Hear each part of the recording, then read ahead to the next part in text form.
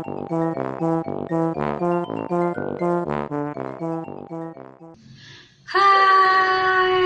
balik lagi bersama kita berdua di Couple Opinion Channel. Yes. Kali ini kita akan membahas sesuatu yang berbeda dari video-video sebelumnya. Oh, berbeda. Ya. Jadi di video kita yang kali ini kita akan membahas sebuah kasus kriminal Oh, kriminal. tentang serial killer atau pembunuh berantai. Pembunuh berantai. Bukan pembunuh dengan rantai. Enggak, pembunuh berantai maksudnya berantai. dia membunuh tidak cuma satu orang korban, tapi ada korban selanjutnya. Bersambung seperti rantai. Ya, seperti sinetron. Pembunuh berantai. Nah, kali ini kasus yang akan kita bahas adalah sebuah kasus dengan julukan BTK. BTS, BTK. BTK. Ya, BTK. Bench, torture, dan kill. Oh, jadi cut, torture, siksa, Yap. kill, bunuh. Ya, betul banget. Jadi ini kasus lumayan sangat spesial.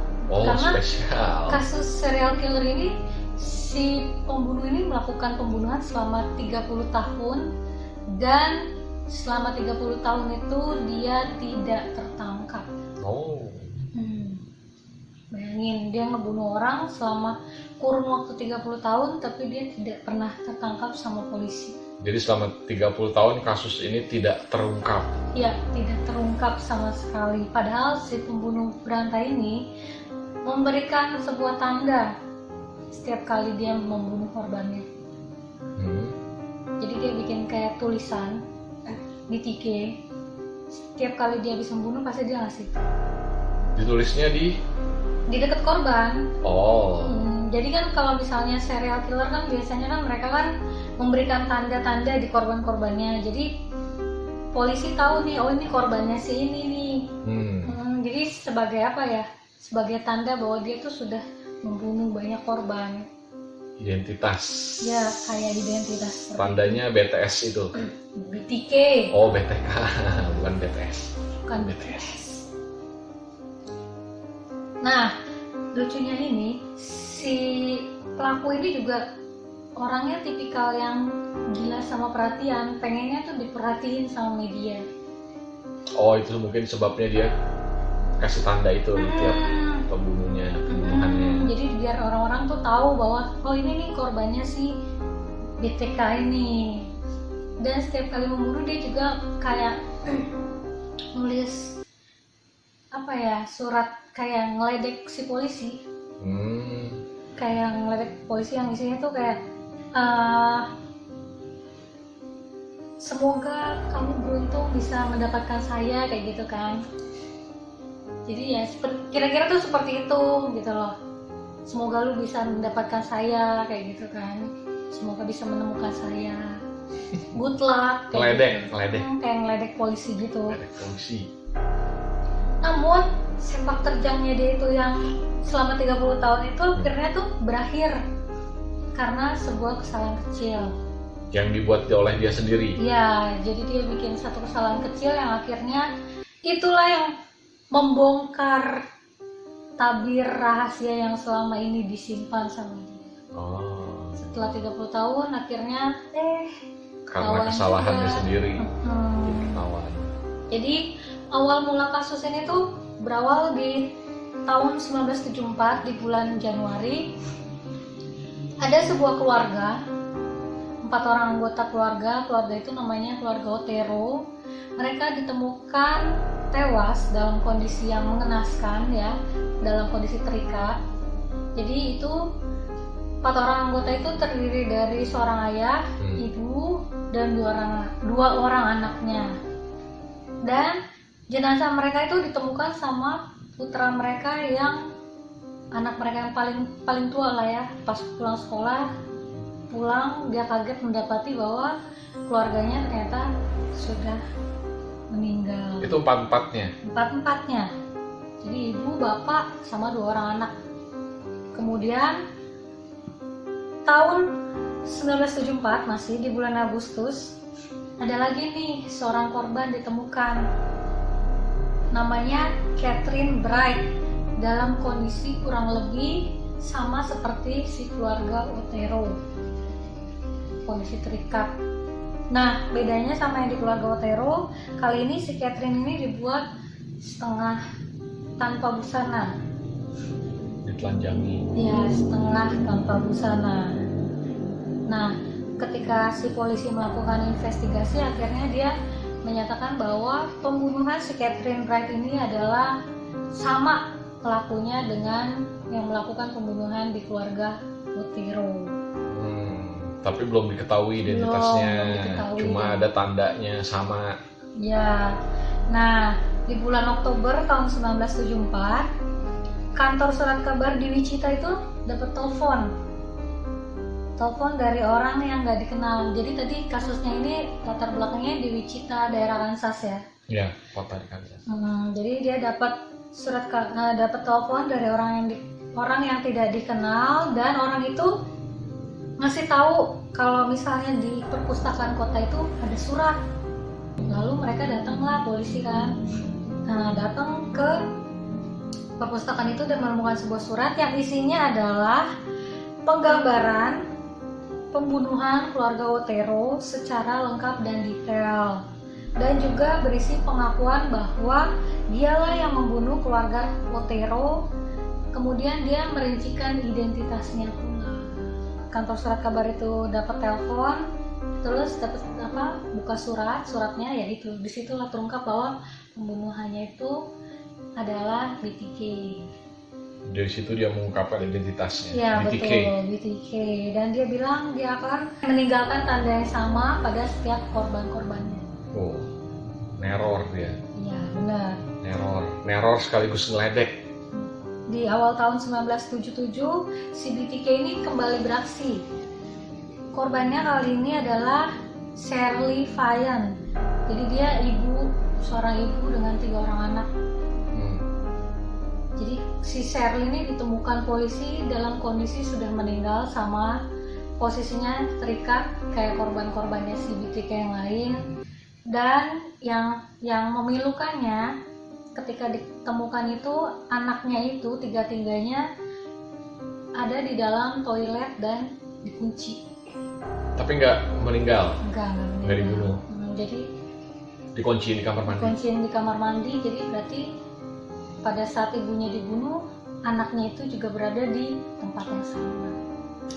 Pada bulan Desember, polisi menerima telepon misterius.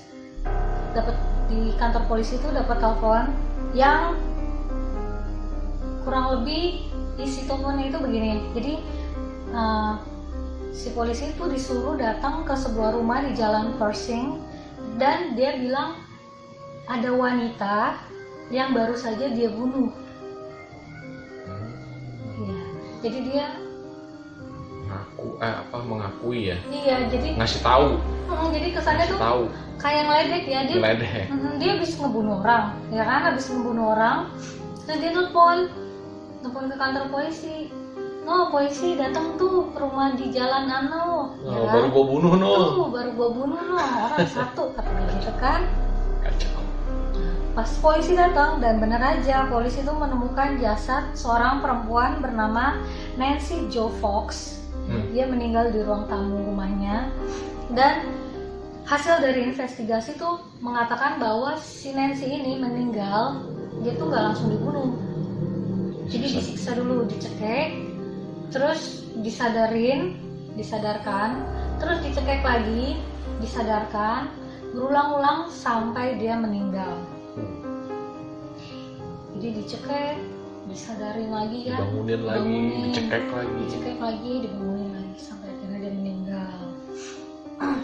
Nah, pada bulan Februari di tahun 78, itu selama itu tuh nggak ada identitas, nggak ketahuan sama sekali. Pembunuhnya tuh tidak diketahui sama polisi. Nah, pada bulan Februari di tahun 78 tuh polisi tuh dapat surat yang isinya tuh puisi, judulnya Oh Dead Nancy, yang disertai dengan pengakuan bahwa si penulis puisi inilah yang membunuh si Shirley ya, dan Nancy, dan beberapa korban yang identitasnya tidak dikenal. Oh. Ngaku lagi itu dia. Ngeledek lagi. Tahun 1979 si BTK dia tuh berulah lagi. Dia tuh ngirim surat yang isinya dia mau pemberitaan tentang dirinya dia ini harus ada di koran. Dia tuh mau terkenal dan disejajarkan sama elit serial killer. Dia mau kasusnya itu dapat perhatian yang sama seperti serial killer yang lain. Loh, dia ngomong itu di mana? Surat. Oh, dia kirim surat. Dia ngirim surat, isinya tuh seperti itu. Kemudian di tahun yang sama, karena suratnya nggak direspon sama si surat kabar itu, dia kirim ke stasiun TV lokal. Isinya dia tuh marah-marah karena ngerasa dia tuh dicuekin. Dia bilang dia ngerasa gini, gue sudah melakukan pembunuhan yang sangat rapi sehingga tidak bisa dilacak sama polisi, tapi kok kalian tuh nggak mau memberitakan kasus saya gitu loh. Dia ingin publisitas. Apakah saya harus membunuh berapa banyak lagi sampai kalian mau stasiun nasional ini mau meliput pembunuhan saya, kata dia gitu. Dia bertanya-tanya dan marah, dan dia haus perhatian ya. Kayak narsistik gitu. Narsis. Dan dia juga akhirnya memperingatkan kalau dia tuh saat ini sedang mengintai korban-korbannya dan siap untuk beraksi kembali.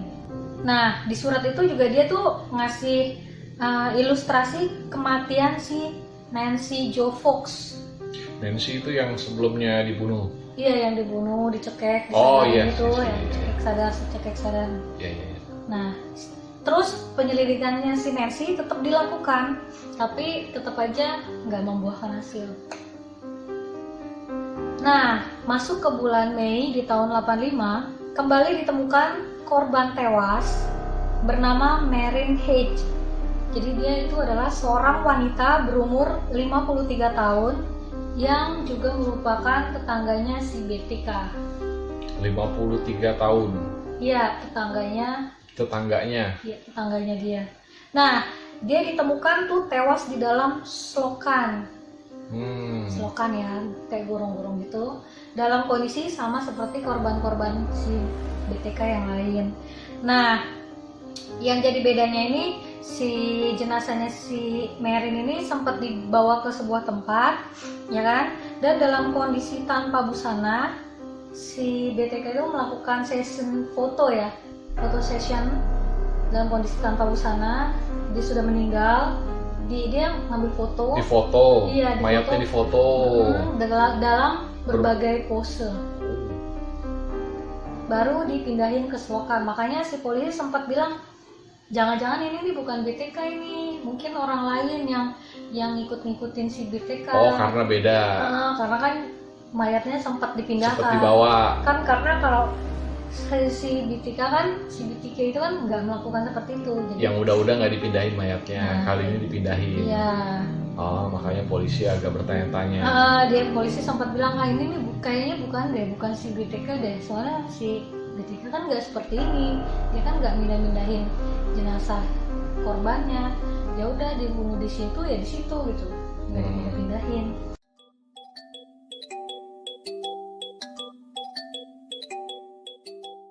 Kasusnya si Vicky ini benar-benar dilakukan sangat berhati-hati sih. Kali ini korbannya adalah seorang wanita berusia 62 tahun